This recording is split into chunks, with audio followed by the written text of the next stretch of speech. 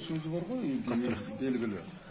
Ана Абылайға айтатын, соғыспен соғысам, тұрам, жүрем деп шошаңдаған кезде Абылай бұқар жоқ тоқтатқан екен. Ей Абылай, мен сені көргенде Түркістанда жүредім, Тұрымтайдай ұл едің, үйсін Төле бидің, түйесін баққан құл едің, Жаныс Қыбырайдың үйінде түнде туған ұл едің, әкең күмән әуелден, оны да мен білемін деп тоқтатқан ғой.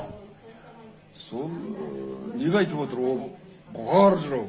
Арғынның кісісі, енді ол кезде бүкіл хандардың идеологы, аузынан асық сөз шықпайтын адам, бұқардың өзі сөйтіп айтып отырғаннан кейін ойға алуға болады енді.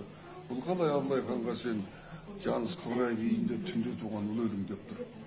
Демек, әзіл бойынша, легенда бойынша айтылғанда, ой бұрмай осындай Уәли Сұлтанның осындай бір баласы жоғалып кетіп, соны Төле би тауып алып, асырап, 22 жылға, 20 жасқа келгенде сабалақ атымен жүрген, сонан кейін бар соғысқа шыққанда Абылай деп орындатып шық деген сөздердің бәрін сол ойлап тапқан жаңағы Төле би бабамыз Әйтеке би және Қазыбек би үшеуі ойласып отыр. Мына төрелерден бізге жарықтың көрінбейді, өзіміздің тұқымнан біреуді хан қылайық деп ойлағанда осы сабалақ бір ұйықтап жатқан жерді көрген.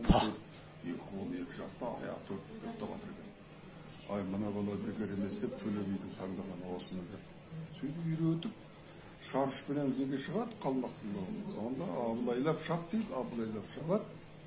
Сөйтіп Әбілмәмбет хан ол кезде 80-нің төңірегінде, ойбай мына Абылай деп шапты ғой, бұл кім? Осындай хан ием, жоғалып кеткен сіздердің тұқымдарыңыз. Осылай өзіліп, ойбай қарағым айналай, жап-сықтап, құшақтасып шырағым, тағым отыр дейді ғой. Отыр мен қартайдым. Сонда Абылай хан таққа отырмай, ана кісі көзі жұмылғанша тек сұлтан болып жүрген. Ана кісі көзі жұмылғаннан кейін барып ақ киізге отырғызып хан деген екен. Ай, рахмет. Сондықтан сол Абылай ханның мен жаңағы өзіміздің төреміз өзінен шыққан Жаныстың Қыбырай деген елінен тараған бауырымыз, бабамыз деп дәлелдеп мен газеттерге жазып